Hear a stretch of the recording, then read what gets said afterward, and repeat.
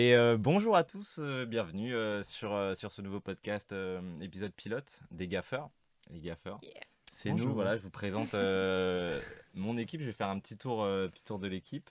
Je commence par toi, Luce, du coup. Je te laisse te présenter, dire un peu qui t'es et ce que tu fais, tes objectifs.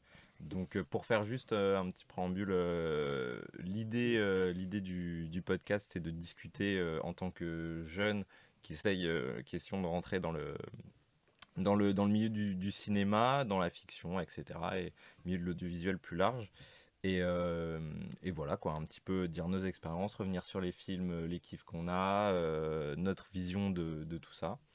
Et puis voilà, et puis apporter un petit peu des détails un peu techniques à chacun selon sa spécialité. Donc je te laisse commencer. Ok. Bah du coup, je m'appelle Luce. Moi, du coup, j'ai fait une école de ciné qui c'est l'ESSEC à Paris. Donc, on a tous un peu fait cette école, mais Tout ça, on peut, ça, on peut l'avouer. peut-être voilà, l'intro. C'est dire. Et de base, moi, je voulais pas trop faire de ciné. Enfin, si, je voulais en faire depuis que je suis petite, mais j'avais fait des écoles, une licence philo Sciences Po. Et en fait, c'est plus tard où je me suis dit non, mais en vrai, vraiment, ce que je veux faire, c'est ma passion, c'est le ciné. Et du coup, je me suis lancée dans l'école, mais je suis arrivée, du coup, à partir de la deuxième année. J'ai pas fait la première année de prépa et tout. Et voilà, et je me suis assez vite spécialisée du coup plutôt dans la mise en scène, un peu de base assistant réal, même script, je trouvais ça super intéressant. Et avec les années, je me suis quand même vraiment spécifiée du coup assistant réal. Et c'est un peu ce que je veux faire, même si la réal, j'ai pas abandonné, j'écris de temps en temps aussi des petits trucs. Pour l'instant, pour travailler et puis même pour connaître tous les métiers, je trouve que c'est trop important de passer par l'assistant réal et c'est vraiment un truc que j'aime, quoi. Un peu ce truc de cadre et de aussi artistique, mine de rien. Enfin, on aide vachement l'art, quoi. Ouais, c'est appelé mise en scène, Ouais, c'est de c'est la ça. mise en scène, c'est pas le Donc, titre est pas pour rien, ouais. donc voilà. Ok, bon ben voilà. Et je continue du coup les présentations avec Tristan. Ouais, donc Parce que bonjour, moi, moi c'est Tristan. Bonjour. Voilà, Bonjour Tristan. bonjour. Alors ça fait 5 ans que je suis sobre. Voilà. Putain. Non, mais en gros, donc moi donc, j'ai fait la même école, donc les EC. Et donc moi, je l'ai intégré directement après le bac. Donc j'ai fait l'année, ce qu'on appelle l'année préparatoire. Parce qu'on voyait le petit complexe de me dire, putain, j'ai pas vu assez de classique. Même si c'est une notion du coup que plus ça avance, plus elle devient un peu floue de qu'est-ce qu'un film classique, de qu'est-ce que ça n'est pas. Et donc, dans cette année préparatoire, ça m'a apporté tout ça. J'ai vu plein de films classiques. Et après ça, j'ai commencé à me spécialiser. Donc, j'ai fait pas mal de réalisations.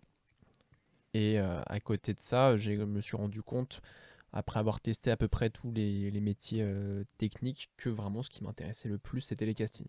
Donc voilà, moi, mon but dans la vie, c'est d'être directeur de casting. C'est ce qui me fait vibrer. Parce que j'adore les humains, j'adore les gens. Et voilà, donc c'est d'avoir en plus cette proximité-là avec les réals. Je trouve ça super intéressant comme point de vue sur la préparation d'un film. Et voilà, je sais pas ce que je peux ajouter de plus. bah non mais ouais non c'est bien voilà donc on essaye d'avoir des profils un petit peu variés différents. Donc oui t'es le seul à avoir fait par rapport à nous quatre, je te laisserai te présenter après Léo, mais t'es le seul à avoir fait les 3 ans avec l'année préparatoire et donc d'être Ouais. parti directement du post-bac. Et voilà, après pour nous trois, justement, on a été dans cette idée de partir après le bac sur quelque chose de différent, plus ou moins différent, avec plus ou moins l'idée de vouloir faire ça derrière ou juste en petit rêve lointain. Ouais. Et du coup, voilà, là on s'est réorienté vers ça ensuite via les EC. Donc, ce qui était assez cool aussi de pouvoir intégrer une école alors qu'on avait fait autre chose avant. Donc, bref, je te laisse te présenter, Léo. Yes. Je Merde. m'appelle Léo. Coucou. Et non, du coup, j'ai fait les EC aussi. C'est une pub pour les EC ou quoi là Attention. non. On a le droit de dire non. On en parle pour la première. Pour le premier épisode, on n'est pas Oui, obligé oui. de Un épisode revenir entier non. après. et de le Non, dire 10 fois par épisode. Du coup, j'ai fait les EC et je suis arrivé pareil, direct en deuxième année. Enfin, pas pareil que Tristan du coup, mais enfin, pareil Pareil que que, le que, plus- que ouais. deux. Comme toi. Donc direct en deuxième année, parce qu'à la base, moi, c'est une réorientation, parce qu'avant, j'étais ingénieur dans le BTP. Et la vie de bureau me plaisait pas trop, et donc me voilà dans le cinéma. Et du coup, je savais que c'était plutôt l'image qui m'intéressait. Et au fil des années d'études, je me suis rendu compte que c'était plutôt la lumière. Et donc là, je m'oriente pour être plutôt électricien de plateau. Voilà. Voilà, quand même toujours avec cette idée d'objectif, si tu devais, par exemple, comme Tristan, dire quel est le but d'aller plutôt vers la chef au prix, vers Ouais. directeur photo. Ouais, j'aimerais. Enfin, pour l'instant, je sais pas là. Pour l'instant, déjà, mon Ouais, non, objectif, c'est de petit à petit, mais, faire des heures. mais, Encore euh, une mais fois. non, mais je disais ça dans l'idée où nous, Dans l'idéal, quoi. Ouais, voilà. et l'apport que tu peux avoir aussi dans le podcast, c'est d'arriver, de pouvoir dire, en fait, moi, Exactement. Oui, je vais parler par rapport à un chef-op, dire, ok, en fait, moi, tel truc me plaît bien, etc. Et que c'est ce côté-là qui te plaît. Donc, merci de votre présentation. Je finis un peu avec moi. Donc, je m'appelle Guillaume.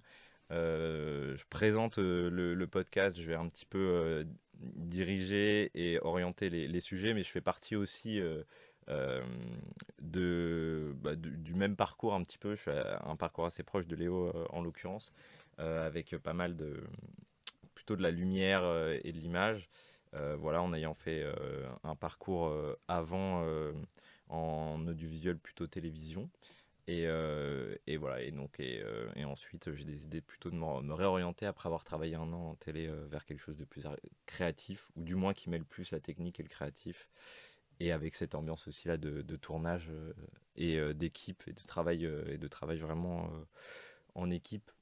Voilà, un petit peu pour le background. Donc on a fait un petit peu le tour de chacun. Je vais quand même essayer de garder ma spécialité un petit peu orientée au niveau de l'électro, de la lumière sur les tournages, dans les différents sujets dont on va parler, mais je vais quand même essayer via l'émission de un petit peu voilà, me présenter comme, enfin me mettre un petit peu comme présentateur face à vous pour que vous soyez à l'aise et tranquille de discuter, d'échanger de vos avis. Nous sommes à l'aise. Donc voilà. Ça va, ça va. Voilà, merci en tout cas de venir. Et puis voilà, rapidement, je vais faire un rapide sommaire. On va revenir un petit peu au début sur des films qu'on a vus récemment, entamés par ça. Voilà, si jamais chacun va pouvoir apporter un petit peu son grain de sel par rapport à sa vision et à comment il a perçu le film en tant que spectateur, mais aussi en tant que technicien en devenir dans telle ou telle branche de métier. Un peu plus tard, ensuite, on aura un petit temps qu'on va appeler chronique, mais qui aujourd'hui sera aussi davantage sur, voilà, pour parler un petit peu de nos rôles un petit peu, de comment étant sorti d'école il y a un an chacun, comment on essaye de rentrer dans ce métier-là, quand on se confronte à ça, comment on le prend, qu'est-ce qu'on apprend, etc. au fur et à mesure. Et voilà, et après on terminera tranquillement l'émission. Donc du coup, je commence tout de suite avec une petite discussion autour des films récents qu'on a pu voir. Donc on va revenir sur Partir un jour, donc d'Amélie Bonin, sorti à l'ouverture du Festival de Cannes le 13 mai dernier. Et ensuite parler aussi de Mission Impossible, le dernier volet d'Ed Reckoning. Donc là, c'est quand même des sorties... Final Reckoning, pardon, ils ont changé le nom. Ils ont fait une petite variante. Et voilà, donc vous l'avez on a tous vu autour de cette table. Ouverture de Cannes, premier film, inspiré justement d'un court-métrage du même nom, avec le même duo d'acteurs, mais avec les rôles inversés. Moi, je tiens juste à dire que j'ai adoré ce film. Non, Voilà. Et non, et pour le coup, c'est vrai que c'est ultra intéressant, je trouve, de voir le court-métrage et de voir le long. Moi, j'ai fait l'inverse, j'ai regardé le long et ensuite j'ai vu le court. Okay. Et je trouve que c'est trop intéressant en termes, du coup, un peu plus de mise en scène, réalisation, de voir les choses qui marchaient dans le court-métrage qui ont été mis, les choses qui marchaient moins qui ont été enlevées, et de tout le processus un peu créa qu'il y a eu derrière. Et je trouve que c'est bien fait, quoi. C'était pertinent, un peu tous les changements qu'il y a eu, même de mettre Juliette Armanet un peu plus au centre et tout. Je trouve que ça... Enfin, ils sont mieux respectivement dans les rôles, mais en tout cas, je trouve les acteurs dans le long-métrage, quoi. Ouais, exactement. Et du coup, je reprécise pour le long métrage, justement, Juliette Armanet est inversée. Donc, c'est elle qui est du coup gagnante Top Chef, je sais Oui, plus, ça, quelque c'est une ça, chose, grande Top cuistot. une grande cuistot qui va ouvrir son restaurant sur Paris avec son mec et qui donc se retrouve à cause d'un infarctus de son père à devoir passer un petit peu de temps les voir juste avant l'ouverture de son restaurant. On apprend aussi au tout début du film ce qui n'était pas du tout un enjeu du court-métrage, si je me Ouais. rappelle bien. Bah, elle était Que- enceinte dans le Non, court-métrage elle était aussi, déjà mais enceinte, c'est ça. c'était pas le personnage. C'était pas Ouais. il y avait pas de temps, enfin comment dire, Ouais. ça faisait pas partie du scénario de manière Mm. aussi importante, ou du moins ça avait pas ce rôle-là, ça. Donc là voilà, on apprend qu'elle est enceinte au début du film, et donc et elle rencontre, elle retrouve cette amie slash amour de jeunesse un Mm. petit peu non abouti, joué par Bastien Bouillon.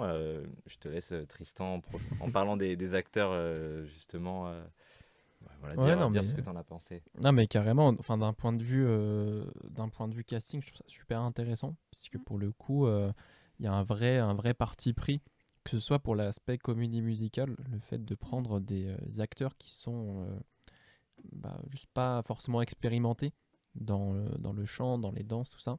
Donc comme Bastien Bouillon, on sent qu'il met cette espèce Ouais. d'accent bizarre qu'il a. Un peu de gêne, Donne-moi un ton peu. corps, baby. Tu vois, il fait Ouais. un truc comme ça avec sa voix qui est qui est très différent des chanteurs où justement Juliette Armanet à Ouais. l'opposé, on sent vraiment qu'elle a une voix magnifique, et donc ça fait un contraste super intéressant et qui rajoute à la narration quelque Mm. chose, parce que du coup ça recrée aussi le contraste qu'il y a Oui, entre c'est les vrai, deux mondes, c'est vrai. tu vois. Et donc c'est pour ça que je trouve ça en particulier aussi super intéressant comme parti pris. Et donc, mais même tous les autres personnages autour accompagnent super bien. Bah, Euh, le père, moi, je sais qu'il m'a. François Enfin, il y a Rollin. une. voilà, Enfin, je sais pas, la scène avec le père qui chante et tout, je trouve tout à ça fait. Bah, hallucinant. Enfin, c'est. le père qui pourrait être le personnage insupportable, Mm. exécrable par excellence, le jeu de François Rollin rend le truc super attachant. Ouais. Et on y croit à ce personnage tout autant que Dominique Blanc, qui joue donc le rôle de la mère dans le film, qui pareil, et donc chacun arrive à avoir sa petite scène. Même les amis de Bastien Bouillon, qui sont pour le coup vraiment secondaires, arrivent à avoir leur petite scène à eux. Et c'est super intéressant comme ça d'avoir cette espèce de tous ces personnages qui s'interconnectent entre eux, et tout Mm. marche bien. Donc c'est assez rare. Mais surtout que je trouve, hein, aussi du point de vue un peu, toujours un peu mise en scène, c'est quand même le premier film, enfin le premier long Ouais. fiction de la réal, et le premier grand rôle de Armanet. Donc il y a aussi un truc de premier qui peut Ouais. être un peu casse-gueule de temps en temps, Bien sûr, qui ouais. là pour le coup est très bien géré, je trouve. Non, bien sûr, ouais. Non, c'est vrai que bon, voilà, puis Juliette Armanet, qui était connue pour sa carrière de chanteuse, justement, et qui là se retrouve rôle principal. On avait vu quand même dans quelques films, séries même. Je sais elle est dans Carême, qui est sorti Mm. Ouais. sur Apple TV. Il y avait, bon, on l'avait vu sur quelques rôles secondaires, mais qui n'étaient pas, où on Ouais. n'avait pas moyen de capter toute l'aura qu'elle a. En fait, on se rend compte dans ce film-là. Donc c'est, ouais, grande première pour elle, et qui aussi se distingue par ce que tu disais de chant, où elle est vraiment chanteuse. Donc il y a un truc où, même si c'est appliqué à la vie, parce que c'est pas vraiment une comédie musicale où comment dire, où C'est on pas a hollywoodien, vraiment, quoi. on casse le quatrième mur Mm. limite et on nous regarde en chantant. Là, il y a vraiment quelque chose de très inclus donc quelque chose de très concret de la vie. Et justement, par ces acteurs qui ne savent pas chanter, au final, Ouais, mais ça fait très et qui sont karaoké, je trouve. assumés. Mais Ouais. Tu ça, vois. Et Oui, c'est ça fait un peu karaoké. Mais d'ailleurs, il y a une c'est le scène, parti pris, tu il y a vois. une scène C'est d'ailleurs de karaoké tout où à ils fait. incluent la musique. Même le générique, Puis, il est en oui, mode le Tout à karaoké fait, et tout. c'est ça. Il y a vraiment ce côté-là, et moi j'ai aussi beaucoup avant. J'avais trouvé cool par rapport à ces parties musicales là, que des fois ils arrivent à en jouer en lançant une musique, et en fait on se rend compte que c'est le mauvais timing quand justement quand Mm. je crois que son mec revient. Tout à fait. Ah Et du oui, coup en ouais. fait la musique est écourtée d'un coup, en mode on pense qu'on va se faire on pense qu'on va se faire avoir par enfin et repartir dans un truc musical, et en fait bah non, en fait c'est tellement proche du concret que si la réalité du sujet reprend le dessus, bah, il n'y a pas de musique en fait. Juste. Non, mais déjà, je voulais rebondir là-dessus, effectivement. L'aspect karaoké, c'est qui justifie euh, le fait que ce soit pas vraiment une comédie musicale très esthétisée avec des grandes chorés et tout, on garde une lumière naturelle, on a des plans limite en chant contre chant un peu classique quoi, mais parce que ouais c'est un karaoké et pas vraiment une comédie musicale quoi. Et ça, j'avoue que j'ai bien aimé cette partie du film, mais en fait je suis pas fan de fou non plus Ok. Du film, au du final. film, non. Mais du rendu ou même du contenu un peu en mode. C'est plus sur différents trucs. Par exemple, l'énième, enfin c'est un peu redondant, mais l'énième opposition entre ville et campagne. Enfin déjà, je trouve que c'est un sujet qui est beaucoup beaucoup traité. Et puis en plus, là dans le film, j'ai l'impression qu'il force avec quoi. Les interactions, beaucoup d'interactions, c'est genre ah, toi la fille de la ville, ah toi le mec de la campagne et tout. J'ai l'impression que c'est ça pendant 30 minutes au début, mais enfin ouais. Après c'est pas, le résultat est pas mauvais, mais c'est vrai que la fin par exemple m'a un peu gêné aussi parce que c'est un peu dommage d'avoir un retour au statu quo. Mais c'est vrai que ça me gêne un petit peu le fait qu'elle rappelle son ex du coup, que finalement il y a rien qui change. Ouais. Enfin, happy end, est-ce que c'est un happy end du coup? Je sais je pense pas. Ouais. Après, à la fois, ça reste un happy end pour ça, mais c'est aussi, il y a aussi un truc réel de, c'est pas en partant une semaine que peut-être que sa vie va totalement changer. Ouais, c'est ça. Et peut-être que, mais à la fois, oui, ça aurait pu être le cas sans que ce soit quelque chose de totalement impossible, quoi. Mais c'est vrai que moi, j'avais bien aimé, parce que souvent dans les films, justement, t'as ce côté happy end de, ah bah tiens, c'est les deux persos qu'on rencontre et tout. Bon, en fait, son mec, on s'en fout un peu et on veut avoir le duo Bastien Bouillon, Juliette Armanet ensemble à la fin. Bien sûr. Mais qui peut paraître un petit peu moins réaliste, justement. L'esthétique karaoké, donc pas comédie musicale, donc pas quelque chose d'esthétisé avec les deux qui finissent ensemble à la fin. En fait, un truc au final plus réaliste dans l'approche quoi. Bah ouais, c'est vrai que dans cette situation là, je sais pas si on vraiment on déciderait de tout plaquer pour aller vivre avec Bastien Bouillon, Juliette Armanet. Oui, voilà, c'est ça, c'est quand même un type de vie où tu es en mode ok. Je le ferai. Mais moi, je trouve que, par contre, ce qui est super intéressant, c'est sur aussi cette question de l'avortement, si on est au full spoil, voilà, sur le fait que ça puisse être une happy end et qu'elle puisse décider de ne pas le garder. Que ce soit pas en mode l'happy end, il faut absolument qu'elle garde cet enfant aussi et qu'il y ait cet amour avec, au final, elle s'est rendue compte qu'elle voulait un enfant avec lui. Je trouve ça aussi bien pour une fois. Enfin, c'est un peu rare quand même d'avoir ce truc aussi de c'est une happy end, mais je garderai pas l'enfant et je t'aime quand même, tu vois. Ouais. Il y a quand même un effort esthétique, un peu comédie musicale quand même à un moment donné quand j'y repense. La boîte de nuit. Il y a la boîte de nuit, mais il y a aussi la patinoire. Oui, la patinoire, c'est vrai. Tu vois, la patinoire, c'est que ça fait très comédie musicale, très exagéré avec le gros spotlight sur les deux. C'est très mis en, c'est très mis en scène. D'ailleurs, anecdote, mais je savais pas, j'ai vu qu'ils avaient été entraînés par une championne olympique de patinage. Ouais, j'ai vu passer un truc comme ça, ouais. Après, Bastien, il nous a encore niqué parce que lui, il a pas de patin, tu vois. Donc, je pense qu'elle a dit bon, toi. Non, mais moi, juste le dernier truc, c'est que moi, ce que j'aime beaucoup avec ce film, qui traite, mais pour une fois de manière, je trouve, pas chiante, c'est le côté nostalgie. Tu vois, pour moi, c'est un vrai film sur la nostalgie de. C'est ça, en fait. Elle idéalise aussi une relation qui aurait pu se passer. Mais au final, juste de manière très concrète, dans la vie, ça se passe pas comme ça, en fait. Parce que c'est ça, t'as idéalisé quelqu'un, mais avec les années, les gens peuvent changer. Et donc, c'est vrai que c'est plus du tout. En fait, ça, il y a du temps qui est passé. Chacun a réussi à trouver son compte. Chacun a réussi à faire sa vie avec une autre personne. Et donc, après, c'est pour ça, c'est assez difficile de se placer par rapport à tout ça, parce qu'il y a quand même de la tromperie, tu vois, quand même dans le film. Et ça, la nostalgie ne va pas l'excuser. C'est assez difficile de se positionner par rapport à ça, je trouve, dans le film, parce que d'un côté, tu comprends évidemment le petit copain de Juliette Armanet qui s'énerve, parce que évidemment, dans la boîte de nuit, elle est méga proche de lui, etc. Après, est-ce que de là en revenir aux mains? Non, évidemment, tu m'en cautionnes pas là. Voilà, c'est ça. Ouais. Mais donc, il y a un truc comme ça d'ambiance qui je trouve assez intéressant, mais tout ça part aussi du postulat de cette espèce d'idéalisation de la nostalgie, et donc ça te montre à la fois les côtés positifs, tu vois, que ça peut t'apporter dans une relation, mais à la fois les aspects très toxiques, très négatifs, le fait d'idéaliser et de te dire que ça c'est génial, alors qu'en fait non, c'est juste une idée que tu t'es construite sur une relation, sur une personne, alors qu'au final ça va plus détruire que construire quelque chose quoi. Waouh. Ouais. Bah, en fait, c'est bien, c'est un peu un truc un peu réel de Tout à fait. tout le monde n'est pas blanc ou noir. T'as vraiment un truc. Enfin, tu vois, la relation est critiquable aussi sur pas mal de points.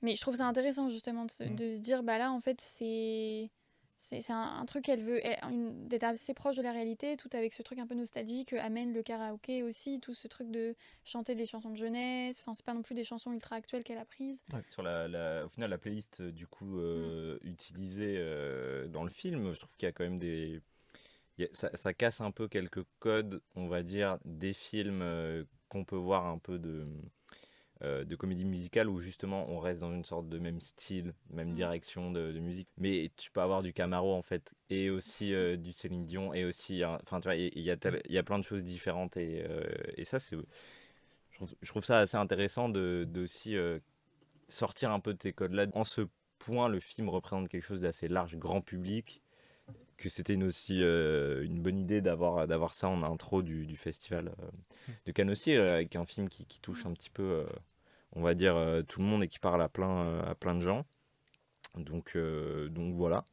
Donc David Caillé, qui est du coup le frère de Thomas Caillé, le réalisateur du règne animal, des combattants et tout, qui est chef opérateur, je crois, enfin pour sûr en tout cas sur le règne animal, je pense les autres du coup, Ok. et donc qui est le chef opérateur justement du film, et qui parlait un petit peu voilà, de son rapport, enfin voilà, de comment ils avaient échangé, etc., qui voulaient partir sur de la pellicule 16 mm, puis au final ils sont partis sur du numérique, mais avec quelque chose qui avait du grain pour Ouais, garder. il y a vraiment une Ouais, il y a esthétique quand même un un peu truc, Et ouais. donc il y a une esthétique nostalgique, mais qui était à mi-chemin justement, où ils voulaient pas faire un truc trop pellicule à 100% graphon, et un truc 100% numérique, ultra clean, tout ça. Donc ils étaient un peu dans l'entre-deux, ils ont tourné du coup en numérique, mais vraiment en décidant de tout le long rajouter du grain, apporter ce truc-là, l'étalonnage, etc. Et également en lumière, où ils ont beaucoup décidé d'utiliser du tungstène et du HMI, et moins de LED, justement, pour des détails un petit peu plus techniques. Justement, ils faisaient les niveaux avec du tungstène, ils D'accord. apportaient justement ça. Ils ont décidé de faire ce choix-là, d'assumer ça, voilà. Aussi Lié à la nostalgie, lié à la nostalgie. Exactement. essayer de retrouver une esthétique un peu datée, entre guillemets, quoi. Exactement, voilà. Et puis voilà, après ils étaient aussi dans un décor assez simple, avec des sous-décors proches. Donc c'est pour ça qu'ils se sont permis ce luxe-là, qui est en cinéma, quelque chose qui est en train un peu de changer, là où on pourra en reparler dans plein de discussions, mais les budgets se resserrant, les temps de tournage se resserrant aussi, les solutions lumière LED. Ça consomme Donc, moins. Ouais, il y a plein d'avantages Ouais. liés ça à la consommation et au temps qu'ils font passer. Donc en tout cas, je sais que sur ce film-là, ça avait été quelque chose qui était passé, clairement. Et je trouve qu'il joue vraiment très bien pour le coup. Enfin, moi, Non, j'ai... Très différent de ses Ouais. rôles les plus connus, comme Ouais, La ouais. Nuit du 12 pour le coup, où Oui, il avait été ouais. nommé, enfin même, ouais, il a même remporté le prix. Il a même remporté le prix, et donc du meilleur acteur. Et c'est vrai que là, pour le coup, on est à l'opposé, où dans La Nuit du 12, où il était quelqu'un de beaucoup plus hermétique en termes d'émotion, beaucoup plus strict, sérieux dans son travail. Et c'est justement aussi, normalement, voilà, il était en totale cohésion avec tout le reste du film de La Nuit du 12, qui est très, très sombre, très dur. ouais, Ouais. très dur. Et là, on a un truc totalement opposé. Pareil, on a pu le voir récemment, le Comte de Monte Cristo, où il joue quand même, enfin, le pire ennemi du Comte de Monte Cristo, où Ouais, il c'est joue vrai. un enfoiré total, plus amoureux de sa cousine. Enfin, on a Ouais. quand même un beau package très sympa en termes de méchants. Ouais, Et là, non, on a c'est le sûr. mec de la campagne, mais ultra sympa. T'as envie de te boire des bières Ah, de avec ouf, lui. de ouf. Et Mais genre, très simple très et c'est très ça, facile. exactement. Et donc, ça prouve vraiment son talent. Et que je pense honnêtement, c'est vraiment un des meilleurs acteurs actuels, Bastien Bouillon. Et je le dis ça vraiment sans hésitation. Ben moi, c'est vrai que là, à chaque fois que je vois un film avec Bastien Bouillon, je suis en mode, pendant le film, ah, mais c'est Bastien Bouillon. Ouais. Genre Ouais. parce que C'est le gars sûr. il est trop fort, quoi. Il change à chaque fois de. Valeur sûre. Ouais. Ah, mais très clairement. Non, mais de fou. Bon, ben, Dans le Comte de Monte Cristo, j'ai vu qu'après que c'était Bastien Bouillon. J'étais en mode, Ouais, Non. moi aussi. Mais tu sais que Ah ouais. je viens de faire la connexion. Ah J'étais en ouais. mode, oh, Mais oui, waouh. tout à fait, ouais. Ah, c'est dingue. C'était lui. Bon, ben, on peut passer maintenant justement à Mission Impossible, le dernier volet de la saga. Non, mais je te laisse présenter le film, Tristan, je te sens de... Donc là, The Final Reckoning. Normalement, ça devait être The Dead Reckoning partie 2. Sauf que ça a mis tellement de temps. Et je crois que le premier a un peu flop aussi. Parce qu'en même temps, il a été sorti dans quasiment la même période que Barbenheimer. Voilà, le fameux truc où il y avait en même temps Barbie, en même temps Oppenheimer. Et en même temps, ça c'est mon avis personnel, parce que le film était pas ouf, je pense, ça n'a pas aidé. Et voilà, et donc The Final Reckoning, donc, qui est la suite qui se passe, si je dis pas de bêtises, 2 mois après le précédent. Et même le début, c'est quasiment direct, je crois que ça se passe après. Et donc voilà, donc on y suit la fameuse Mission Impossible, donc l'équipe menée par Tom Cruise et cette bande de geekos qui doivent sauver le monde après qu'ils aient récupéré une clé, cette clé qui permet apparemment de contrôler l'entité qui est une espèce d'intelligence artificielle surpuissante qui permet de tout simplement de manipuler en fait les médias à travers le monde entier, donc aussi d'obtenir des codes nucléaires. Donc c'est la méga merde, il peut littéralement envoyer des bombes nucléaires partout et en même temps diffuser plein de fausses informations pour créer une espèce de paranoïa globale. Et donc la mission impossible doit déjouer cette fameuse entité. Putain, t'es fort en pitch. Hein. Putain, il est trop fort. Voilà. Non, mais J'ai tout donné. J'ai Ah, noté. J'aurais clairement pas fait mieux. Il avait pas de C'est ça promesse. que, d'ailleurs, je t'ai envoyé la balle. Je précise qu'on va aussi également spoiler, parce qu'ici, L'intégralité. on est là pour ça. Euh, jusque-là, on n'a rien dit Non. de fou. Donc maintenant, on va commencer à pouvoir le dire. Vous pouvez sauter si jamais vous n'avez pas encore vu le film. Il est très long, hein, quand même, je tiens à préciser. Ouais, 2h40, un truc comme ça. On est sur presque 3 heures de ouais. film. presque 3 heures. Presque Ouais. 3 heures, ouais. Je vous laisse commencer, Léo. Je vois que tu as Vas-y, des Léo. notes dessus, donc je te laisse. Ouais, je suis pas aussi bon pour présenter les trucs. Ah, Mais, Vas-y. Fais un retour sur tes sensations, Ouais, de ton fou. avis, ce que t'en as pensé toi. en comment tu demi-teinte. Demi-temps. Demi-teinte. D'un côté, je trouve qu'il y a au niveau des scènes d'action, franchement, les 2 plus grosses scènes d'action du film sont parmi les meilleures de la saga, en tout cas des derniers films. Enfin, il y a toujours un truc super intéressant avec ça, et évidemment, comment elles sont faites, parce que Tom Cruise fait ses propres cascades, et généralement, il met la Et barre ça, assez haute à voilà. chaque fois. Là. Tout Mais- Hollywood le sait. Ouais, tout, tout L'anecdote inutile, vous savez. Qui dit Tom Cruise dit plein de trucs un peu bizarres. Il y a un truc très mégalo dans le film, et depuis 4 films. Ouais, ouais. Depuis il s'est trouvé son réal qui n'a pas vraiment de pattes, je crois Ouais, qu'il a fait que l'émission Christopher Impossible, en McQuarrie. tout cas Tout à pas fait. grand chose. Mais ça avait déjà été un peu commencé avec le 4, moi je trouvais. Avec, C'est à partir le du film- 4 qu'il arrive, le réalisateur. Non, c'est Brad Bird le 4. Ah, Et my après, bad. Le 4, c'est- c'est quoi l'histoire Macquarie déjà après. C'est Protocole Fantôme Protocole avec le Fantôme. Burj Khalifa. Ah oui, ok. Et c'est là où ça a un peu commencé aussi les big scènes d'action. Ouais, Chaque ouais. film, sa big scène d'action en vrai et tout. C'est vrai. Et après, Christopher McQuarrie arrive pour Rogue Nation qui est le 5e. C'est ça, Mm. tout à fait. Fallout, le Fallout. 6. Et après les deux. C'est ça, ouais. Ouais, t'as raison. Exactement. Au fur et à mesure, et à partir du. Ça a été amorcé dans le 4 et puis concrétisé à partir du 5. C'est devenu la saga de Tom Cruise. Et ce qui est marrant là, je trouve, c'est que avec tous les flashbacks qu'il met Oui. dans ce film-là, mais des flashbacks de tous les films presque, Mhm. peut-être pas Ouais. le 2, Ouais, mais il y a beaucoup. Il y a Ouais, un, en tout cas. il y a le 1, le 3. je veux dire, Le ouais, non, 4. beaucoup de références au 1. Déjà, ouais, vous sur, vous souvenez-vous bien des Missions Impossibles, en vrai de vrai? Un petit peu, Un ça peu. va. Ouais. En vrai, c'est des films que tu regardes aussi avec ta famille. Donc moi, je Ouais. sais que mon père, en journée d'été ultra chaude, on mettait Mission Impossible, C'est on ça. mangeant des pizzas. Donc...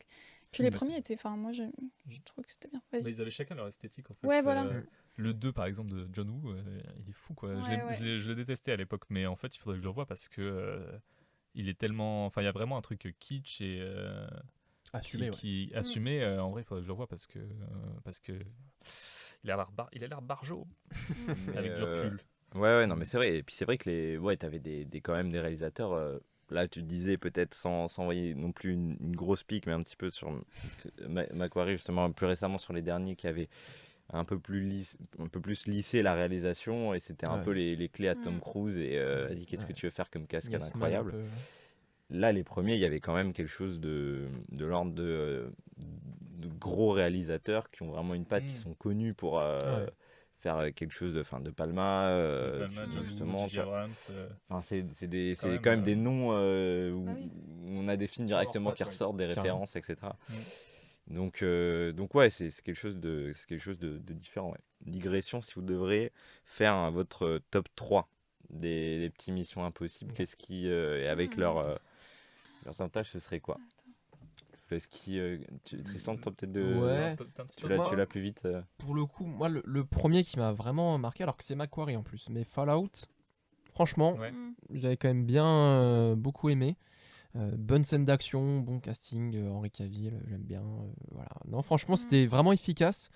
Malheureusement, c'est juste que c'est vrai que les 3 premiers, enfin même je peux aller même jusqu'aux 5 premiers, je les ai vus il y a quand même sacrément longtemps. Le 5e, je crois encore que je l'avais vu au ciné. Mais les 4 premiers, ouais, c'est vraiment comme tu l'as dit, Luce, plus souvenir d'enfance. Le premier encore, c'est vrai que comme il est très culte, tu sais, t'as des scènes qui reviennent Oui, bah oui, forcément, Ouais. et donc tu sais, ça te remet dans la tête. Mais d'ailleurs, t'as Jean Reno dans le premier, Ouais, il est quand même fou. évidemment. Mais donc c'est pour ça, donc moi je mettrais donc en deuxième position le premier, parce que je sais pas, il y a un côté nostalgique, il y a moyen que si je le revois, ce soit éclaté au sol. Mais écoutez, j'en garde un bon souvenir. Mais alors c'est ça le problème, c'est que là le troisième, comme j'ai pas aimé les 2 derniers et que le reste, je m'en souviens pas plus que ça, je pourrais dire à la limite Protocole Fantôme, parce que tu sais, c'est celui où il monte la tour là au Burj Khalifa, c'est très Ouais. impressionnant. Mais c'est la seule scène que j'ai en tête. L'histoire, je peux pas te la dire. Ouais. Donc c'est un peu le problème aussi Pareil, peut-être c'est avec vrai. les Missions Impossibles, c'est que ça devient tellement Tom Cruise et ses Ouais. cascades que même eux ils l'ont assumé, hein. Le scénario ça passe beaucoup plus à la trappe et c'est plus Tom Cruise qui se met en scène et sa grosse prod, parce que faut se le rappeler aussi, ce qui est intéressant à dire, c'est que c'est lui qui produit aussi. Et donc, il y a beaucoup d'étapes de production qui passent par les producteurs, forcément. Et donc, si c'est Tom Cruise qui fait ça, plus que son réel, c'est son pote, machin, il contrôle tout, tu vois. Et c'est lui l'acteur. Donc, il y a, comme tu l'as dit, je suis tout à fait d'accord, il y a un vrai truc d'espèce de mégalomanie. C'est vrai que top 3, on est peut-être j'étais peut-être un Ouais, petit top peu 2, ambitieux sur ça, mais si jamais vous avez vraiment un ou deux, si jamais ça se bat, préféré de la saga, lequel reste le plus au final maintenant d'avoir vu les 8? Bah moi je pense que pareil, en fait c'est Protocole Fantôme et le 1. Je me souviens le plus, ceux que j'ai le plus regardé globalement. Et enfin je sais que le 1 ce serait mon top 1. Ouais. Et En ensuite ce classique. serait Protocole Fantôme je pense. Parce que je l'ai beaucoup regardé, même justement cette scène-là. Puis pour le coup je m'en souviens un peu de l'histoire. Donc, Puis c'est l'arrivée de Simon Pegg, les 3 et Ouais. 4. Ouais. Je crois qu'il est dans le 3, il me semble aussi. sais Mais ouais, 3, 4, 1 pour moi, je sais pas dans quel ordre, mais c'est vrai que je pense que c'est ceux dont j'ai un meilleur souvenir déjà. Il faudrait que je les revoie en vrai. Ouais. Surtout le 2. Du moins pas les derniers quoi. Ah Pas les le derniers non plus. 5, le 6, j'avais un bon souvenir du 6, et non, pas les 7 et 8. Comment vous ressortez à la fin du film je te laisse plus Après 3 heures. en vrai déjà moi j'ai trouvé ça long quand même. Ouais. Et je trouve qu'en termes de rythme, bon alors déjà d'un point de vue plus artistique, j'avoue, je m'y suis pas trop retrouvée. Je trouve que c'est pas forcément très intéressant. En effet, les cascades sont un peu impressionnantes, mais tout de suite, tu vois aussi que tout a été fait autour des cascades. Donc, limite, t'as l'impression d'être un peu dans un docu où t'es en mode, bon, c'est intéressant, mais sur cette partie-là. C'est quand qui saute quoi. Non, mais enfin. Et après, moi, je trouve que, ouais, en termes de rythme, au début, j'ai l'impression que les trucs s'enchaînent vachement vite, que t'as le diapo un peu de ce qui a pu se passer. Enfin, c'est tout un truc où je me dis, waouh, c'est un peu parti dans tous les sens.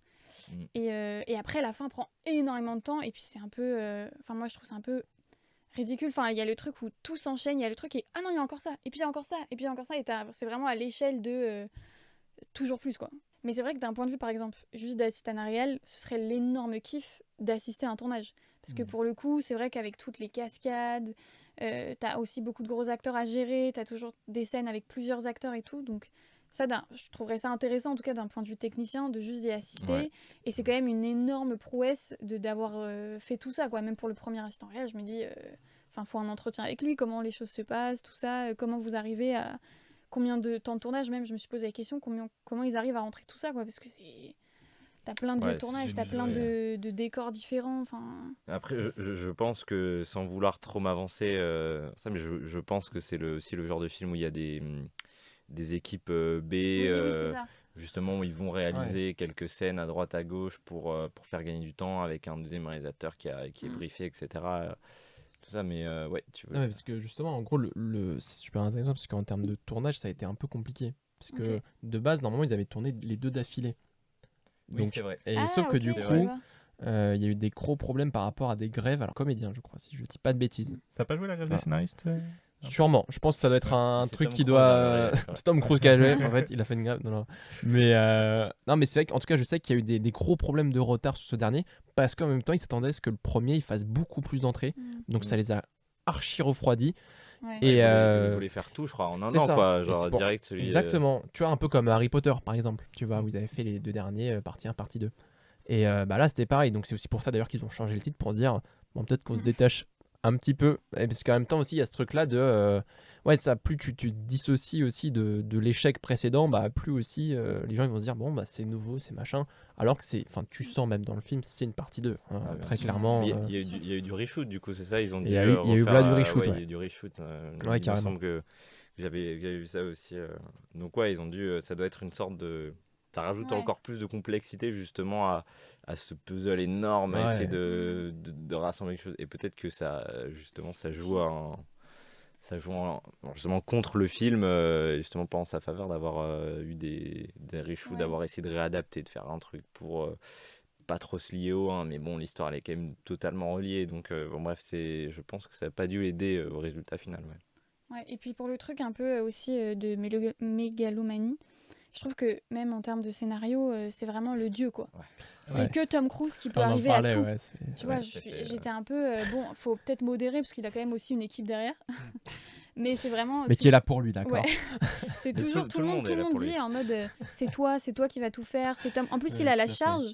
Tout ce qu'il a fait depuis je sais pas combien de Missions Impossibles, tout ça revient là maintenant et c'est que ses actions à lui qui ont amené à ce point-là. Sûr. Je suis un peu en mode bon, enfin même en termes de ce que ça dit, faut calmer les choses quoi. Il y a pas un dieu qui va arriver, Tom Cruise, et Bah, dire stop à l'ennemi genre. Enfin.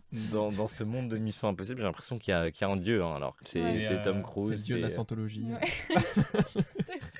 pour ça. Même justement par rapport au flashback, en Ah fait, ouais, qu'est-ce on que voit ça que dit lui. Qu'est-ce que ça dit du coup, c'est qu'en fait, Tom Cruise il se réapproprie la saga rétroactivement, c'est-à-dire même les opus, les Oui, c'est premiers vrai. opus, qui pour le coup avaient une vraie patte de leur réal et de l'équipe en général, mais du réal aussi quoi. Et il y a même un personnage qui revient du 1 et qui remercie Ouais. Tom Cruise Ah oui. Ah oui, de ce qui s'est de passé la dans le scène premier du couteau film. là. En mode, Ça, ouais. c'est Tom C'est Cruise, vrai. Ethan Hunt, le producteur, il se remercie lui-même en fait. Ouais, ouais. Genre, on a l'impression c'est un truc trop bizarre. Ça. Mais Tu m'as fait virer de mon taf. Ouais. C'est vrai que le truc de ah bah en fait je me suis viré à cause de toi, mais du coup j'ai pu rencontrer au La femme de Groenland ma vie. Voilà, Ouais. ça. la femme de ma vie Du coup. pour que en fait il y ait des ouais. Russes qui viennent me enfin et du coup ouais, bon déjà que Et- c'est assez improbable mais Ouais. ouais c'est mais par contre, là où il y a un gros truc intéressant qui joue par rapport à ça, je trouve, c'est qu'en fait, comme il fait ses propres cascades, il y a un truc qu'il peut pas contrôler lui-même. En fait, c'est les forces naturelles extérieures. Mhm. Du coup, tu as des plans avec lui qui se prend Ouais, de qui l'air, joue, là. de l'air sur Ouais, la là, tu peux pas gueule et tricher, tout. là. Ouais. Vraiment un truc qui est un peu à contre-courant du cinéma d'action Mhm. classique où le comédien est vraiment mis en valeur tout le temps. Là, on sent qu'il est vraiment violenté par la nature, quoi. Ouais, dans l'avion, tu le vois. Mais même, j'ai l'impression dans l'avion qu'il y a même presque un décalage visible, Oui, justement je suis d'accord. à la fin avec justement l'autre acteur du méchant Ouais. où tu sens que bon, il y en a un, c'est plus réel Tu et sens l'autre, la CGI sur son et visage. l'autre, des il a fois, pas ouais. voulu mourir, quoi. Ouais. Enfin, voilà. Ouais. Et puis c'est pas un dieu, hein, du coup, puisque c'est pas Tom Cruise. Et Ouais. Du coup, c'est un demi-dieu quoi. C'est un apôtre à la limite. Ouais. Mais oui, non, mais ça du coup, fait, ouais. presque même à ce niveau-là, je suis Oui. encore mis sur un piédestal. Oui, c'est ça, c'est que ça renforce quand même un peu. Il y a d'un côté, je suis d'accord, il y a ce truc où il est violenté par la nature et tu le vois, il est pas. Enfin, tu vois vraiment les joues qui se collent à Ouais, ses. ouais. Voilà. Mais ça renforce le truc de. C'est vraiment. Trop fort, il est ouais. trop fort, quoi. Tu vois, même dans la vraie vie, c'est Évidemment. quand même un peu un dieu. Oui, Ouais. parce Tu vois. que du coup, on sait qu'il est capable de faire ces trucs-là Voilà, et c'est tout. ça. Et Il s'en effectivement, cache pas, tu vois. Il ouais. est vraiment en mode c'est moi qui fais tout ça. Ouais, non, mais grave. Parce que moi, je suis d'accord. C'est vrai qu'il y a plein de mauvaises choses à dire sur le film. En même temps, cette scène est quand même spectaculaire. Ah bah oui. Franchement, Mmh. Non, avec, mais Guigui, clairement. genre, on l'a vu Ouais. et on était accroché à notre siège du début à la fin. Parce que c'est vrai que puisqu'on sent le vrai, on sent le vrai danger aussi. Donc il y a aussi cette espèce de truc un peu bizarre, on prend du plaisir à avoir un mec se prendre des retournées sur un avion et tout, et de se prendre je sais pas Mais combien de jets dans la gueule. La mort du La méchant mort est du méchant. incroyable. Mais Mais moi, parlons elle du m'a- Elle est méchant. Ouais. incroyable. Mais moi, elle m'a Ouais. fait un peu rire. Mais Parce c'est, que je moi, pense je que c'est le but, ouais. Je Ouais, m'y c'est attendais Morales. Je m'y attendais pas du tout. J'étais en mode. Hein Je me suis totalement Non tapé mais, une barre pendant non, mais pendant parlons 10 du minutes, hein. méchant s'il vous plaît. Ah C'est ouais. quoi ce méchant? On a tous les clichés du méchant. Ouais. On a vraiment le vieux de ouais, ça fait des années que je suis sur tes côtes, machin et tout, Ouais. j'ai tué ta nana. Le mec qui explique son plan, le mec qui fait un rire de méchant. On a quand même le rire du méchant, les gars. C'est quand même le ah, tu m'auras pas, Tom Cruise. Et genre vraiment, il Je commence à savais que faire tu me un suivrais. drift en voiture et tout, machin. On a mais tout le starter pack de méchants, mais qui est juste, mais pas possible quoi. Et je sais, voilà, c'est Mission Impossible. Il y a le vrai semblable, tout ça. Mais c'est juste que là, le film, il les accumule tellement Ouais, c'est ça. sur tous les côtés que bon, C'est un trop plein, quoi. c'est bon quoi. Ouais. Bah oui, par rapport à ça, je trouve ça trop dommage parce qu'en fait, je trouvais qu'il y avait un truc qui était assez malin qui avait été initié Ouais. avec le premier film, qui était l'IA, en plus Ouais. très actuel. Et là, dans ce film-là, c'est réduit à une intrication de MacGuffin et c'est quasiment Oui. plus abordé, quoi. Ouais. Et puis c'est Et- un truc d'internet. Enfin, tu sais, il y a même. Ouais, non, c'est juste Même la faut appuyer sur le désinformation. bouton au bon moment et Ouais. tout. Enfin, Super intéressante. J'étais en Ouais. mode pas du tout utilisée quoi. Bah oui, Non. trop dommage. Ouais. Trop dommage. Alors que c'était un peu abordé dans le premier film. Ouais. Et là où l'IA a pris encore plus d'ampleur, là dans le film, c'est relégué au troisième plan, quoi. Ouais, L'IA en ouais, elle-même. c'est Ouais. Je sais plus du Donc, tout, ouais. Juste d'un truc un peu plus politique. Ça ramène des gens en salle quand même, mine de rien. Il y a beaucoup de gens qui le voient. Bien sûr. Il y a un truc autour du spectacle qu'il faut aussi lui donner de... Enfin, moi, je vois la différence quand même sur certains films un peu plus indés où on est 2-3 dans la salle. Et Ouais. ce genre de films qui, mine de rien, aussi font subsister le cinéma où il y a beaucoup de monde en salle qui viennent voir le spectacle, quoi.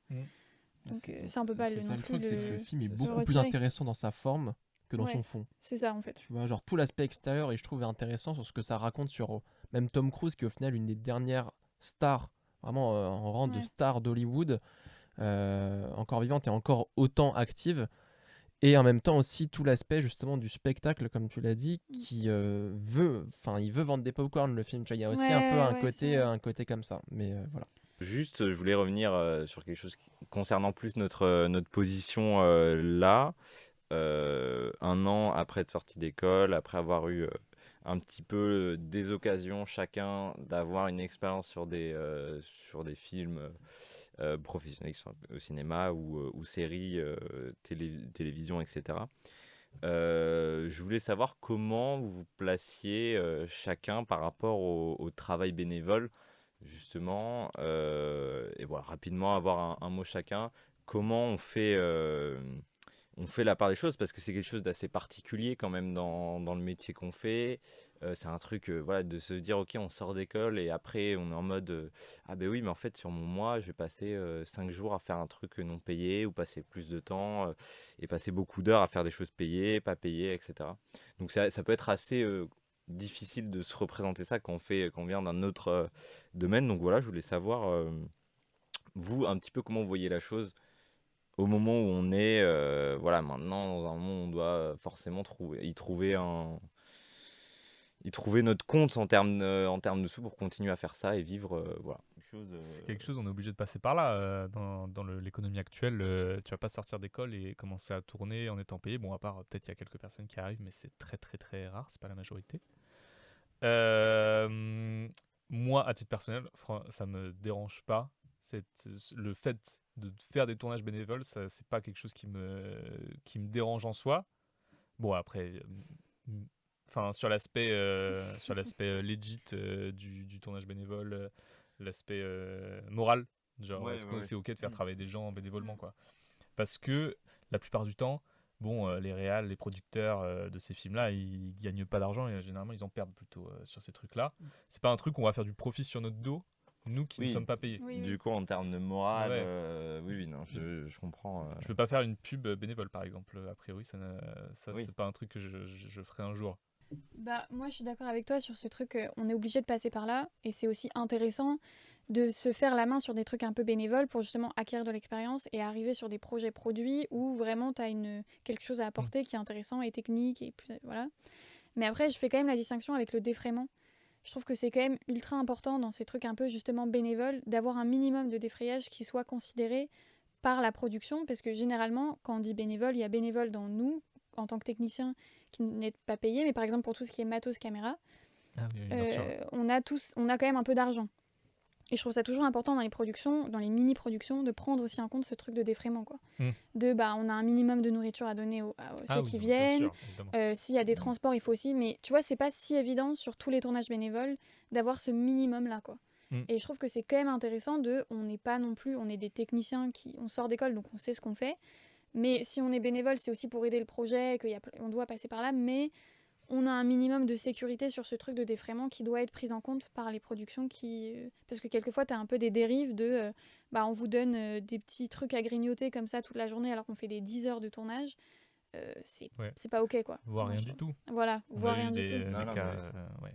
C'est vrai. C'est Et vrai ça, que c'est c'est pas OK. c'est ce minimum de trucs de se dire, ok, le temps sur lequel on te prend où tu fais pas autre chose, au moins Ouais. c'est un temps où tu dépenses pas particulièrement de choses, de tes repas, des trajets, ouais. Ouais, non, carrément, je partage ça. Et toi, Tristan, peut-être par rapport au métier de casting qui, toi, justement, on parle moins forcément en une journée. Alors, tu vas avoir des castings sur une journée classique, 8 heures, telle à telle heure, de telle heure à telle heure, pardon. Mais tu vas avoir aussi tout un travail en amont, tout un travail autour de communication qui va te prendre le soir. Enfin, voilà, et tu veux dire, Bien sûr. toi, il y a quelque chose aussi de curseur à gérer, je suppose. Ouais, bah c'est vrai que c'est assez intéressant parce que donc pour le côté pro, c'est vrai que je suis encore assistant, tu vois, je suis encore assez jeune, j'ai pas l'occasion d'être directeur de casting sur des projets pro produits. Mais par contre, voilà, je suis directeur de casting sur beaucoup de projets bénévoles, j'essaie d'en faire le plus possible parce que dans tous les cas, c'est bénéfique parce que c'est ça, c'est que dans tous les cas, moi je vais voir des comédiens, des comédiennes et ça va rajouter des nouveaux noms à voir que je pourrais mettre sur d'autres projets. Et donc par rapport à l'organisation, c'est vrai que on a le fantasme, tu vois, par rapport au DIRCAST, c'est de se dire, voilà, c'est des gens juste qui font plein de castings, qui voient plein de gens et tout. Mais honnêtement, 80% du métier de DIRCAST, c'est de l'organisation et de prévoir ses rendez-vous. Parce que c'est vrai que réussir à concorder tel nombre de personnes, tel jour, avec telle heure, trouver le lieu aussi, des fois, t'as pas forcément le lieu. Là, on sort d'école, mais quand on était dans l'école, c'était chouette, on pouvait réserver une salle. Une fois que t'as plus ça, tu dois trouver autre chose. Ouais. Donc, soit par exemple, dans le pro, t'as les bureaux de prod, etc. Donc, ça, c'est chouette, mais des fois, t'as pas ça. Donc, tu dois trouver des solutions. Et donc, c'est vrai que c'est assez intéressant pour le coup, parce que on est tous à la même échelle et tu as vraiment l'aspect humain direct dans les castings. Dans les castings, c'est vrai que tu vois des gens qui ne vont probablement pas être pris. Je dis probablement parce que du coup, évidemment, tu peux voir 20 personnes, il n'y en aura qu'une seule à la fin qui sera prise. Voilà, c'est le jeu, c'est comme ça. Et donc c'est assez cruel, c'est assez dur. Et donc c'est vrai qu'il y a un vrai aspect de si en plus c'est bénévole, il y a un peu ce truc là aussi de. Enfin, moi je suis un peu je vais dire scandalisé, mais enfin oui, en vrai, je suis un peu scandalisé quand j'entends que justement, il y en a des acteurs, des actrices sur des projets bénévoles, ils vont peut-être te faire genre 1 heure pour aller à un casting.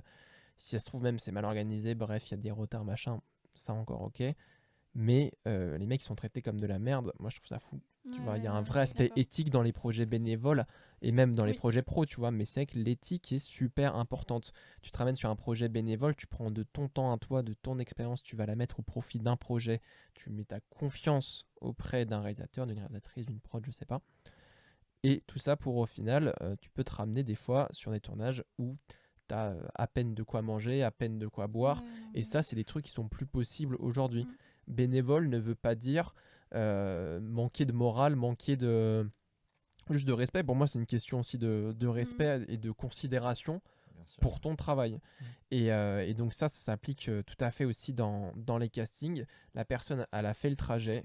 Tu dois être sympa avec elle. Voilà, tu lui proposes de l'eau, machin, bidule et tout. C'est des trucs de minimum à prendre en compte, de savoir vivre. Et voilà. Donc moi, c'est un peu les trucs que j'avais à dire sur les projets bénévoles. Et je voulais vous poser un peu savoir à quel moment on en vient à dire non, à quel moment on se dit stop. Et aussi, est-ce que par exemple vous feriez des projets bénévoles encore dans quelques années, même si on croise les doigts, vous faites au quotidien des projets payés. Est-ce que c'est quelque chose qui peut toujours venir s'inclure à ça? Parce qu'on sait que c'est quand même un métier où ça marche avec beaucoup de contacts, etc. Et que peut-être que, genre par exemple, Tristan, je reprends l'exemple, si tu fais si tu fais full assistant de casting pour des projets payés et que tu retrouves ton compte, mais que derrière, en fait, tu as envie aussi d'évoluer ce truc-là, est-ce que tu vas pas accepter un projet non payé où tu es directeur de casting, où Ouais. tu te dis, OK, il y a un potentiel, ou du moins avec, tu sens qu'il y a une connexion avec le ou la réalisatrice. Est-ce que voilà, et puis voilà, je prends l'exemple de Tristan, mais pour aussi dans d'autres rôles, est-ce que vous sentez de continuer à faire des projets non payés, même dans des années Je pense que les critères pour choisir ces projets bénévoles-là vont être de plus en plus... Enfin, on va de plus en plus choisir nos projets bénévoles. C'est-à-dire que sur la fin, enfin, dans quelques années, dans d'autres... Enfin, 3 ans, je sais pas, j'ai un chiffre au pif. Effectivement, peut-être que je ferai toujours des projets bénévoles, mais par contre, ce seront des projets bénévoles, a priori, que je choisirai vraiment Oui, où sur le tu- volet, quoi. Ouais. Et Sur, alors que là, en fonction de la régie, en fonction de est-ce que c'est une liste, un projet marrant avec une liste marrante et tout, des trucs à faire, est-ce qu'il y a de la bouffe, beaucoup de bouffe. t'es Très très, ouais, important. très- Ça, c'est, très enfin, on a connu Non, mais c'est beaucoup important, hein, on mine a de connu rien. beaucoup Ouais, de bah oui, projets, ouais, c'est trop important. Bien sûr, ouais. Et du coup, là, pour l'instant, tu dirais que, par exemple, tu mets, t'es globalement OK sur plein de choses. Enfin, tu dirais oui à tout presque. pour l'instant, je prends la plupart des trucs, honnêtement. Envoyez les. Oui, à tout. Mais non, par exemple, enfin, c'est vrai qu'il y a des. J'aimerais revenir sur qu'est-ce qu'on accepte pas. Mm. Ouais. C'est vrai, évidemment, beaucoup de bouffe, il faut de la bouffe. Si on l'avait pas assez dit. Ouais, non, faut le répéter. Mais par exemple, il y a des petites zones grises, par exemple, pour les. Imaginons, les décors, parfois, on paye pour les décors. Ouais. Mais Mhm. est-ce que, par exemple, pour mon film, je veux avoir un château et je veux payer, je sais pas, 2000, 3000 euros pour avoir le château. Mais de l'autre côté, mon équipe, elle est bénévole. Ouais. Moi, par exemple, là, c'est une zone grise où, en fait, peut-être que tu aurais pu écrire un truc qui se passe pas dans un château et si tu as 2000, 3000 euros, tu peux nous les donner à nous, quoi, en fait. Mhm. Genre, il y a Comment faire placer son curseur, ouais. Ouais. Mais Ouais, t'as de justement, moi, l'argent, quoi. j'avais, sur ce truc un peu de bénévolat, je sais que j'avais fait un moment de la figuration bénévole, mais c'était même avant de faire les EC. Et j'ai fait de la figuration bénévole sur un énorme clip où il y avait un steadicammer, etc. Et je me dis, bah là, ça pose un peu problème pour le coup, parce Ouais. qu'on est genre 50 figurants, on reste de 8h du matin à 21h le soir. Il n'y en a pas un de nous qui est payé, mais il y a des steadicamers, il y a Ouais. des putains de prod, il y a des trucs. Là, Et eux, là ils sont payés, quoi, c'est ouais. sûr. T'as pas Et de- eux, ils sont payés, il n'y a aucun doute. C'était, je ne leakerai pas pour qui était ce clip. Mais c'est quelqu'un de super connu qui a une super grosse pote. Est-ce qu'il est enfin, chauve? Ouais. Ah, Ouais, je vois. Ouais. Et tu Ouais, vois, j'ai été choquée parce que je me dis, pourtant, c'est quelqu'un C'est qui. les chauves. J'ai l'impression éthiquement d'être. De me retrouver dans cette personne. Et en fait, là, j'ai dit non pour le coup, après avoir eu de l'expérience, de me dire ça se fait pas. Tu vois, par exemple, Mhm. typiquement, c'est pas possible. En plus, les figurants, c'est tous des jeunes. Enfin, tu vois, même un minimum, quoi. Mais bon. Ouais. Mais. Moi, je Ouais. sais qui c'est. Vas-y, mais mais on- on pourra biper, on pourra biper. on dira pas, on dira après, on dira après. On dira Regarde, après. on se fait un truc.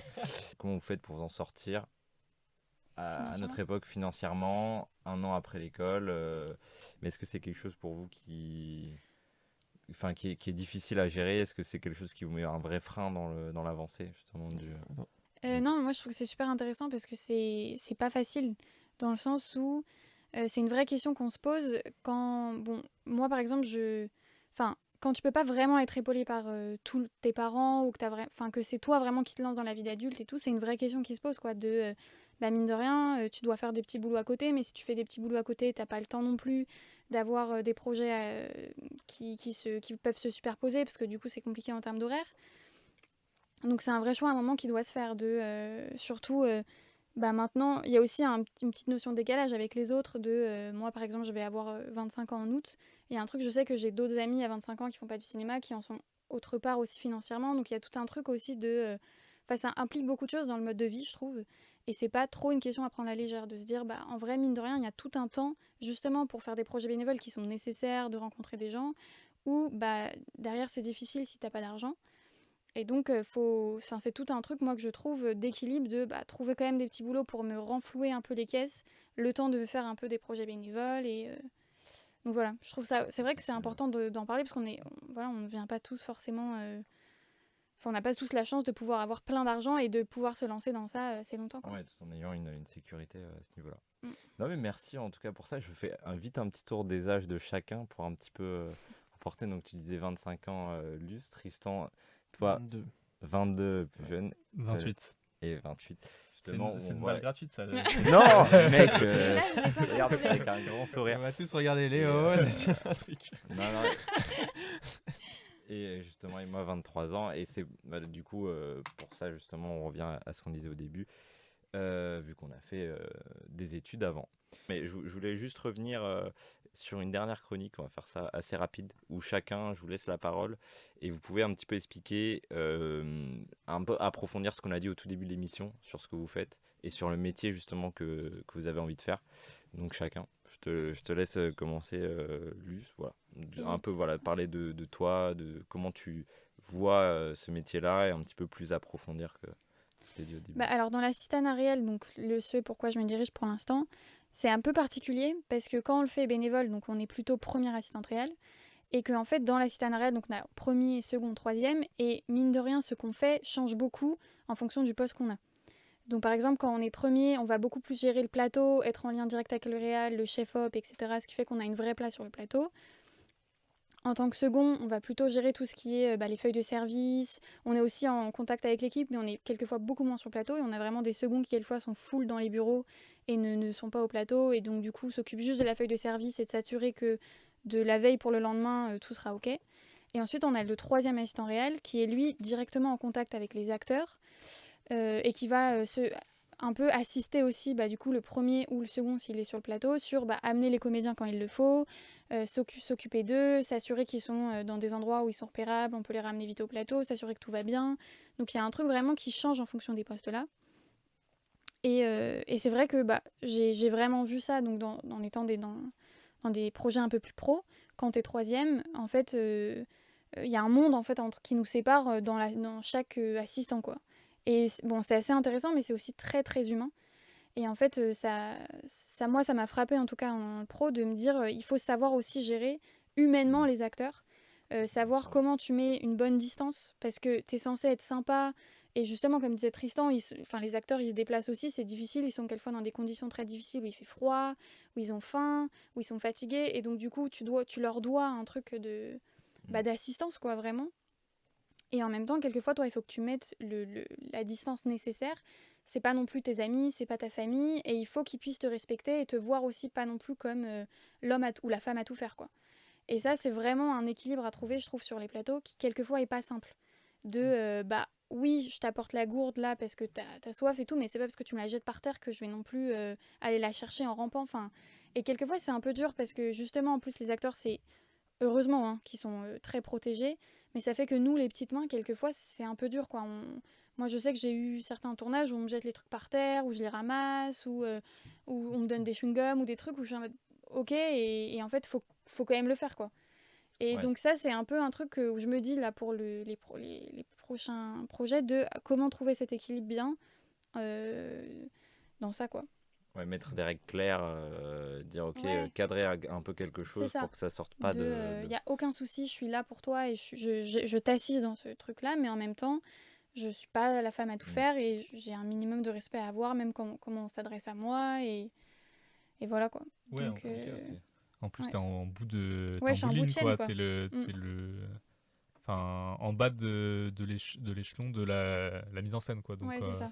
c'est vrai que t'as moins ton mot à dire, entre guillemets. Puis c'est dur parce que tu as directement beaucoup de responsabilités C'est liées ça. aux Bah ouais. acteurs, directement de premier plan. Donc c'est vrai que c'est pas évident. On aura le temps de plus peaufiner sur d'autres épisodes, parler peut-être aussi des rôles des Ouais. stagiaires. On aura le temps d'en rediscuter. Je rentre vers toi, Tristan, pour que tu nous présentes rapidement un petit peu Ouais. plus, Le plus rôle. approfondi ton rôle et comment toi tu le vois aussi. Hein, c'est Ouais. assez personnel. Pour le coup, moi, comment je vois le rôle directeur de casting, pour moi, c'est vraiment quelqu'un qui doit rentrer dans la tête du ou de la réal, tu vois, pour vraiment essayer de comprendre comment cette personne voit les personnages, pour ensuite lui faire les meilleures propositions possibles d'acteurs ou d'actrices qui correspondent le mieux possible à la vision de son film. Donc on est certes au service du réel, mais aussi au service du projet. Donc des fois, il y a aussi ce truc-là de faut faire confiance à son expérience. Si des fois, justement, là je l'avais expliqué à Luce tout à l'heure, là j'ai travaillé en tant que Dircas sur une comédie musicale. De base, ça devait être un garçon et une fille, les deux personnages principaux. Donc vraiment un truc, structure très classique de ce côté-là. Mais au final, on s'est rendu compte que les deux actrices étaient tellement fortes, tellement bien dans tous les aspects, que ce soit danse, chant et comédie et jeu, qu'on a changé le scénario. On s'est dit, bah, en fait, il faut que ce soit ces deux filles-là en fait, qui soient les deux personnages principaux, pas un mec et une meuf. Et donc, des fois, il peut y avoir ces trucs-là parce que c'est pour le bien du film.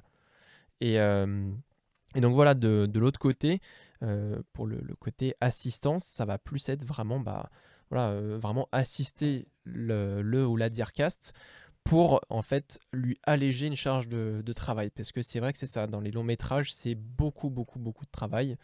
Donc beaucoup de recherches, beaucoup de personnes à voir, beaucoup de rendez-vous. Et donc le rôle de l'assistant, c'est de planifier ces rendez-vous et de justement être au taquet. Et donc c'est vrai que c'est un métier qui te prend beaucoup de ton temps libre. Et donc tu dois être un peu tout le temps aux aguets parce que bah, voilà, forcément c'est de l'humain directement. Et donc dans le milieu professionnel, en plus, il y a la notion des agents. Et donc voilà, tu dois aussi dealer avec ça parce que évidemment, tu n'as pas Pierre Ninette, tu n'as pas son numéro de téléphone, désolé de vous décevoir. En fait, voilà, tu as son agence et donc tu dois contacter les assistants. Et ensuite, les assistants contactent les agents contactent les comédiens. En tout cas, la plupart du temps dans le milieu professionnel, des fois, tu peux avoir directement la personne. Si par exemple, tu sors du théâtre, que tu as pris son contact et que tu as beaucoup aimé sa pièce, voilà, cette fois, ça peut arriver aussi. Il n'y a pas d'exemple précis. Pareil, si tu fais du casting sauvage. Voilà. Ouais, il y a différents types de rencontres justement Ouais. avec ces personnes-là. Ok, ben merci, c'était Oui, très je t'en prie. clair et concis. Et je finis avec toi, Léo. Moi, vu qu'on fait un métier proche, je me collerai à ce que tu dis. Et donc voilà, je te laisse la parole. On n'est pas vraiment enfin la plupart des gens sont pas vraiment au courant de ce qu'on fait quand on dit qu'on est électro.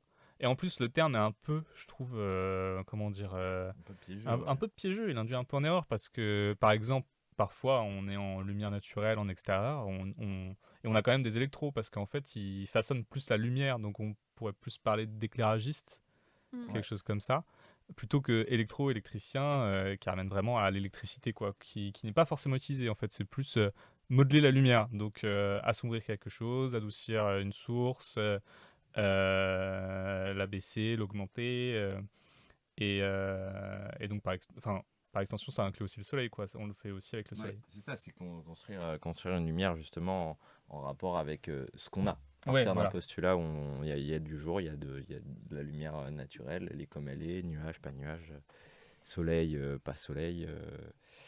Et comment à partir de ça on construit ouais, ouais, Ouais. tout un pan aussi de sculpture, un peu de lumière, si on peut dire ça comme ça. C'est ça. Et en gros, le chef op a son chef électro ou sa chef électro qui a un best boy ou une best boy et une armée d'électro derrière. Enfin, une armée. Sur les films français, c'est plus 2-3 électros, quoi. Mais C'est quand même une ouais, armée. sur les films américains, ça peut vite monter, quoi. Et qui sont en fait des ouvriers. C'est les ouvriers du cinéma avec les machinaux, avec les décorateurs, décoratrices, tout ça. C'est. Enfin, faut le rattacher quand même au monde du travail réel, entre guillemets. Enfin, bref.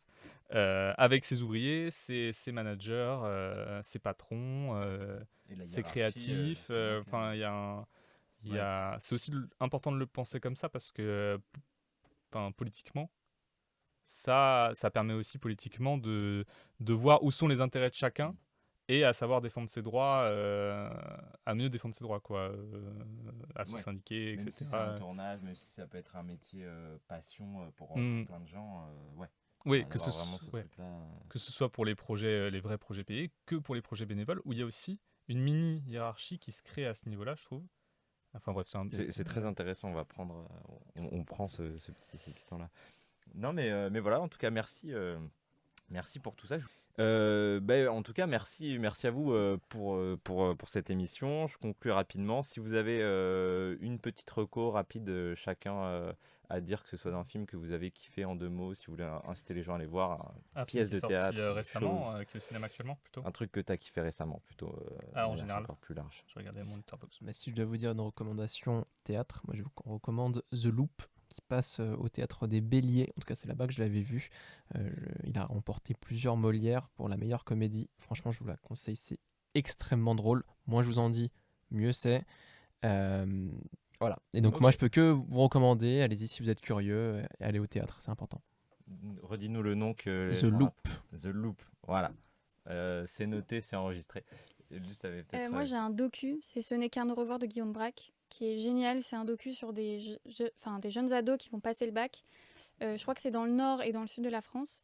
Et on voit un peu vraiment ce qu'on a pu vivre de qu'est-ce qui va se passer après, la vie d'après, quoi. Et les amitiés qu'on peut perdre et tout. C'est super touchant, c'est super bien réalisé. Et du coup, je conseille. Et juste, l'album de... Ça n'a rien à voir, mais plutôt musique. L'album de Vincent Delerme qui vient de sortir est aussi génial. Voilà, petite reco. Noté. Et Léo, dis-nous. Moi, un film qui, je pense, est toujours au cinéma, je crois, qui s'appelle Les Maudites, que j'ai beaucoup aimé, qui est en gros un film d'horreur, mais avec assez peu d'éléments horrifiques, mais ceux qui sont dans le film marchent très bien.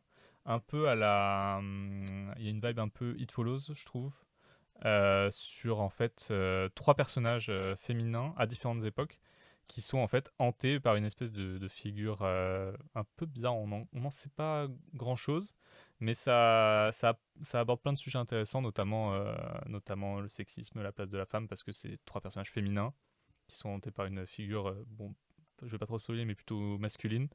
Et voilà, bon, je vais pas trop Ok. en dire, mais c'est Ok, un très bon Et film. c'est encore au cinéma Il me semble actuellement, que c'est encore sorti au il n'y a pas cinéma. trop longtemps. Ouais. Ok. Ben, en tout cas, merci pour tout. Moi, si j'avais une petite reco, c'était le film qu'on a vu justement avec Tristan Holly sur du skate et tout. C'est assez un sujet dont on parle pas beaucoup et tout. Premier film d'Antoine Bess. Vraiment très, très bon résultat, je trouve, avec Ouais. Théo Christine, justement, qui est en tête d'affiche. Et donc, assez sympa, avec une belle photo, vraiment des très, très beaux plans, et puis une belle ambiance, et un truc assez fort aussi. J'aime beaucoup la manière dont c'est fait, dont le sujet est traité, sans être un pur connaisseur non plus de skate. Mais voilà, on suit justement un jeune un jeune garçon qui vit dans une ferme et qui justement et qui rencontre un toxico Ouais. un jeune qui était ancien skater très chaud et tout, mais qui a totalement viré et qui est parti en couille, on va dire, et qui est devenu un peu toxico, etc. Et qui rencontre ce jeune parce qu'il est embauché de manière un petit peu sociale dans la ferme de son père. Et vient un petit échange où ce gamin-là, qui est passionné de skate, lui refait plonger dans ses années d'adolescence de skater à ce jeune. Et donc, on y retrouve beaucoup de références aussi à des images de skate, à la cam, des petites cams de skate. Et je trouve que c'est vraiment bien référencé, avec une belle image et assez touchant. Voilà. Qui est encore peut-être au cinéma, mais sorti il y a un mois et quelques. Donc, j'espère qu'il y aura encore des séances, mais sinon, ça devrait vite arriver, peut-être sur les plateformes. Voilà, ben merci à tous. J'espère que vous avez passé un bon moment. C'était super. Je vous parle là plutôt au public et aux gens. N'hésitez pas à nous dire, faire vos retours, à partager l'émission, nous dire les points sur lesquels on peut faire évoluer. C'était une émission pilote, on discute, etc. On essaiera d'aborder d'autres sujets et même de rajouter un petit jeu aussi. Là, on n'a pas eu le temps aujourd'hui. Et voilà, j'espère que ça vous aura plu. Et puis, merci à vous. Je vous laisse dire un petit mot de fin et Merci. au revoir. Merci. Merci à toi, Guillaume. Merci. Avec plaisir. Au revoir. Passez une bonne Ciao. journée. Ciao.